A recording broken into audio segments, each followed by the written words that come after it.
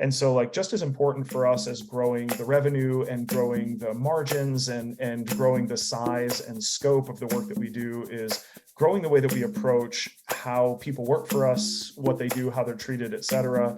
And so growing our benefits to being kind of best in class benefits for folks, offering 8 weeks of paid leave and, all those things that nobody else in our industry really does. It's known as an industry that really like burns people out. Welcome to Business Ninjas, brought to you by WriteForMe, where you'll hear from business leaders who are out there growing their business and slaying it every day. Learn from the masters. Let's get started.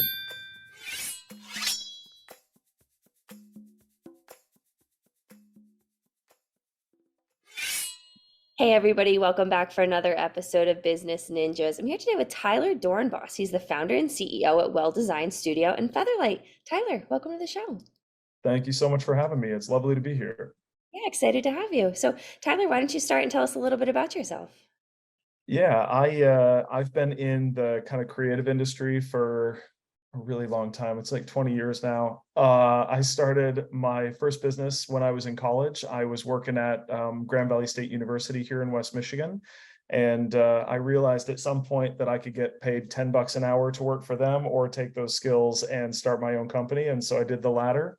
And I really haven't looked back. And a few firms later, we're now running with the two that you mentioned and kind of expanding into some new areas as well, which is super exciting.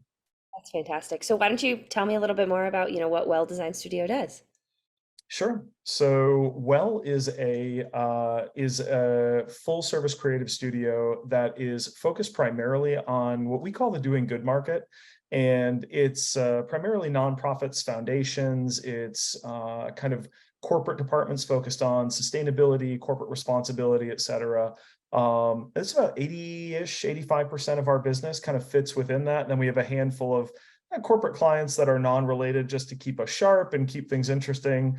Because if you do the same thing all the time, you're going to get bored.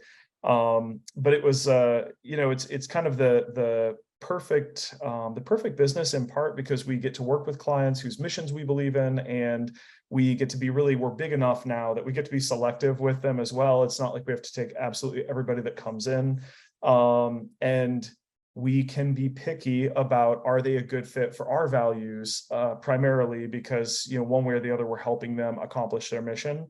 And if their mission doesn't align with our values, then, we try to kind of steer them in other directions. But we've got just an awesome spate of clients in, the environmental, social justice, economic justice, foundation sector, philanthropy, and they're all wonderful to work with. We feel super privileged to be able to do it.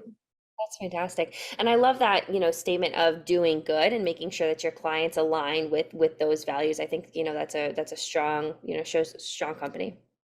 Yeah, it's definitely, like I said, it's a real privilege to be able to do it after it'll be our 9th anniversary this coming January, which is really fun. And but it is really a privilege to be able to do it. It wasn't always 100% that way when you're starting out and you're fighting for every bit of business. But you have those handful of clients early on that give you a chance. And we really haven't looked back and have grown it to a point where, now we can really be sure that everyone is like a great value fit with us. Yeah. And hot take, maybe not a hot take, but navigating, nonprofits can be difficult, right? Absolutely. I think that we started the business in part because we saw that difficulty. My partner and I, or one of my partners and I, Josh, who founded the company with me, he had worked for a time as the communications director at the West Michigan Environmental Action Council. And when he came out of it, he realized two things. One of them was that he was unemployable and he needed to go back to running his own company, and we got the band back together. And the other one was that nonprofits need all of the things that for-profits need. They need the great branding, they need the great marketing, they need a great website. All of those things they're just the cost of doing business for a nonprofit.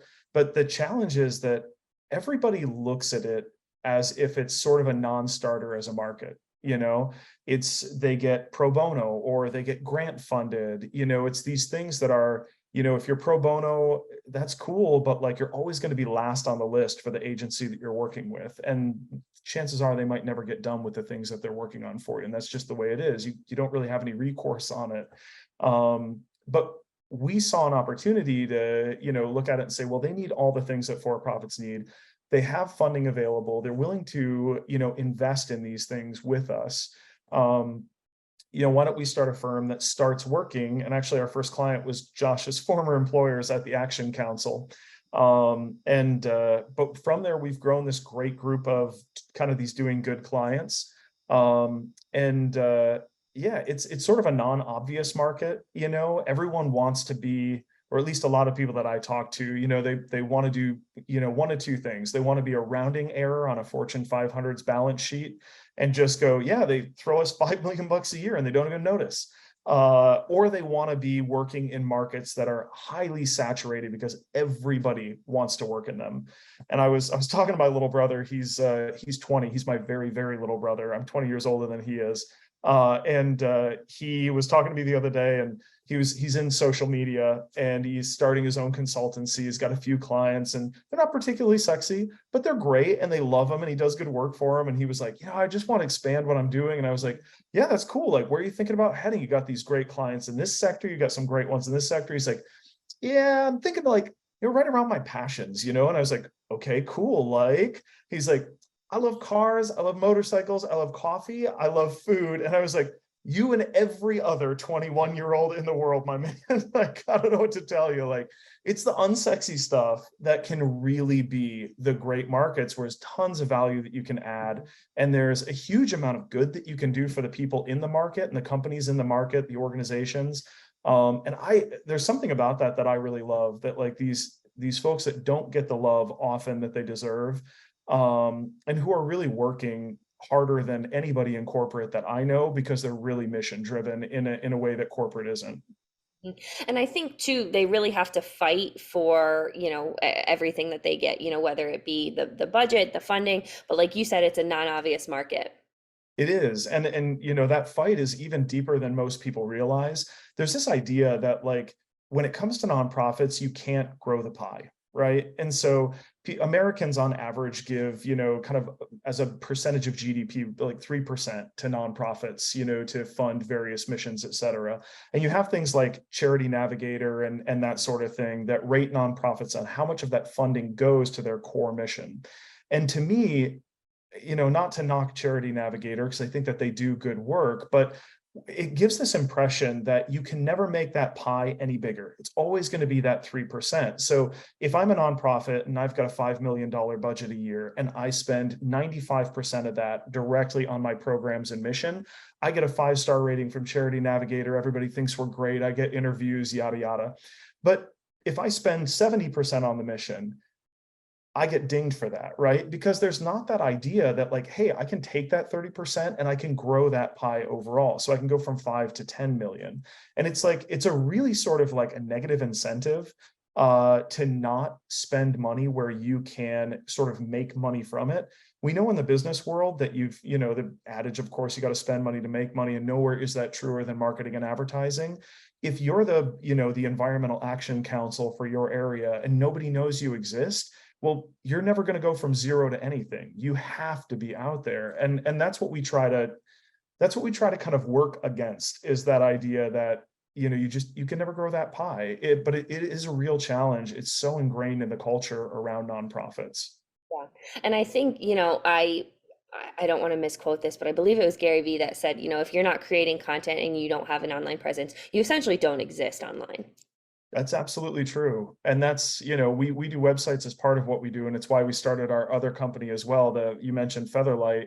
We do these like super affordable, totally managed nonprofit and small business websites, because, we're a full service agency. And while we're not like, crazy top 5 expensive, we're reasonably priced. And, the amount of people that come to us and like, hey, got this great small business idea. I'm super passionate, super excited about it. And I'm like, sweet. Yeah. Let me get you, a proposal. And they look at it and go, are you out of your mind? Like, I'm just starting this business. And so we created that for them. But, because you really do, like, we look at it as it's the hub of all of your communications. Everything goes there. Doesn't matter if somebody's finding you on social. It doesn't matter if they're finding you on Google My Business, from advertising, name a thing. If you have a multi-channel communication strategy, it's all ending up in one place. Mhm. Yeah. So you mentioned, having the branding and design, the marketing, and the web portions as well. And there are other companies that, focus on that as well. So, talking about doing good, having that mission driven, client approach, do you think that's one of the ways that you are really well designed is able to really stand out from its competition? Yeah, I mean, we're not like, all things considered, we're not a huge firm by any stretch. We've got 15 people on the team, and we're, in Grand Rapids, Michigan, not exactly the like beating heart of the advertising and marketing industry. But we've really carved out a niche and built a brand for ourselves, which, kind of in our region, we're really well known as the firm that does what we do with this doing good market, and that does really excellent work and is trusted in those areas. And, to a point too, where people understand what our values are as a group. And we attract mission driven people who share our values to come and work for us. So they're really passionate and motivated to do what we do. But also that potential clients and prospects who maybe don't align with our values, we have a reputation for having a certain set of what we'll call kind of progressive values. And we don't really see inquiries from folks that don't fit that. We kind of are known for that in part, and are rather vocal about it. But I think that, yeah, I think that it is an area, that I remember corny business podcast sort of, thing that I was listening to, and the guy's like, the riches are in the niches, my man. And it's like, it's Oh, one I of like those things that that. I say that all the time in the shop as a joke. My partners are always like, blah, that's awful. And I'm like, but it's true. Like, we've proved it, That's great. And to your point of talking about growth, Tyler, you are, the founder and the CEO. Talk to me a little bit about what that growth has looked like over, the past, I think you said what, 15 years? So 9 years. So we're celebrating our ninth anniversary, but I've been doing this, running my own thing for like 20, Yeah. but or just about 20. So we had started out. I was just kind of doing freelancing, and when Josh, my other founding partner, left the Environmental Action Council and decided he wanted to do the entrepreneur thing again, we got the band back together along with one of his interns from the Action Council, who actually now is our youngest partner, and is absolutely amazing. Just an incredible creative, like someone who's growing into like a person who I'm like, I can see you being the president of this thing, as we continue to grow. He's amazing. And so it was that, but it was us three. We wound up giving him a little equity because we barely afford to pay him, and it was one of those things that it was lean, and we were super hungry, and it wound up just being a like organic growth using some of the connections that Josh had from the nonprofit industry and having this really sort of laser focus on that industry. Um, and we had sort of a doubling each year, and we've slowed down a little bit since then. Obviously, as you're adding, millions rather than thousands, it becomes a little harder to, do that double each year. And I'm not sure I'd want to do it. That doesn't sound like very much fun. Um, but yeah, I think the other thing that's really grown along with it, and the other stuff that has become really important, is growing how we approach the business as business owners and as employers. And so like just as important for us as growing the revenue and growing the margins and growing the size and scope of the work that we do is growing the way that we approach how people work for us, what they do, how they're treated, et cetera.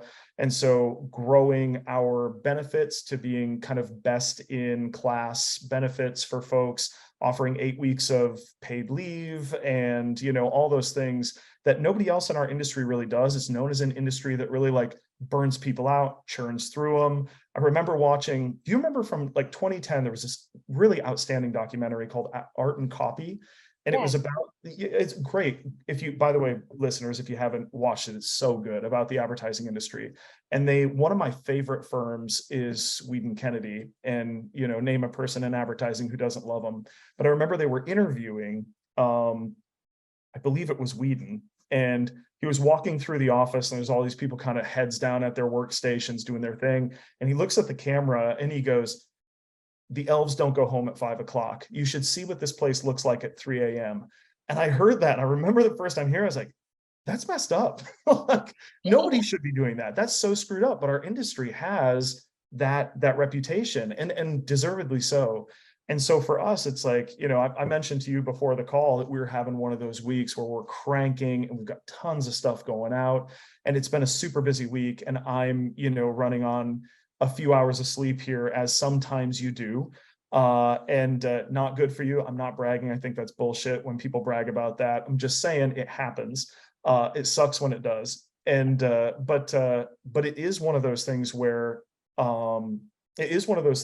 we've really made a conscious effort to grow the goodness of the firm alongside grow sort of the traditional metrics that you measure.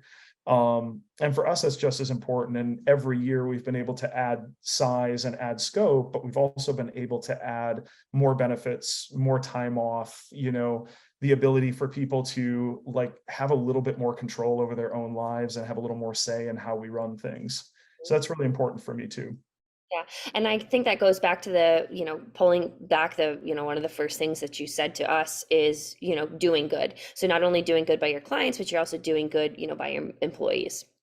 We're certainly trying. And, I've worked in places where they just, they work you to the bone. I remember driving to one that shall remain nameless and thinking, if I put my car in the ditch, I get 3 days off. And I was like, I got to work that day and I was like, well, we didn't go in the ditch and this is the worst job and I'm leaving tomorrow. And, but that's like, I never want someone to feel that way. And like, like any firm, like we have challenges, we have conflicts, interpersonal conflicts. We have, we make mistakes because we're like, yeah, we're figuring this out, kind of like building a plane on the way off the cliff. Of course, like everybody who's an entrepreneur is, but we're getting less and less of that, like the drama, the mistakes. And I will say part of that is down to hiring our fabulous COO, Allie. So shout out to Allie Miller, who's fantastic. She was going to be on the call today and couldn't make it. But that's also the other thing, that if anybody listening is starting to grow a business, we hired Allie and it completely changed the color of what we do and how we do it, and brought somebody in for that kind of COO, operations director type person. And it's worth the investment. So for founders out there, if you're looking at that and you're kind of like, what do I do next? And you're feeling like I'm doing everything, I'm constantly running as fast as I can to keep up, that operations person will change your life. So do it. So, I've met Allie, on our previous call, and she's absolutely lovely. But what do you think it is about Allie that has made her successful working in Well? Like, what would you say when you're looking as the founder and CEO, what is it that you're really looking for to make someone successful in that role? Yeah, I think that in Allie's role on the operations side and being the kind of like head of operations, for us, it's somebody who is, one, constantly motivated to tweak and test and try, somebody who's always sort of identifying the small things that we can do in the short term and then adding those up into the big changes in the aggregate. That's huge. She's also tough, which is, when you're in ops, that's like, you've got to be tough, like you're dealing with people, you're dealing with process, you're dealing with pushback, and like all of those things are like, you just have to be kind of tough as nails. And Allie is, in spite of the fact that she's one of the nicest people I've ever met, but like in her ops role, she is like, she's firm, and like, and the thing is too, she's also fearless, which I feel like is so key. She's like, with me and our partners, like, she holds us accountable. And like, when you're the founder of the company, like, you have the option to just kind of like, yep, I'll get to that. Yep, I'll get to that. Yep, I'll get to that, and you never quite do. And she holds our feet to the fire because she is that like fearless person who knows that she probably knows better than we do most of the time. but I think that those things, that like fearlessness, but also that like the ability to see the detail, but also to see what the details become in aggregate is so, so key for that operations person. That's brilliant. I think that's fantastic. Well, Tyler, I think this has been a great conversation.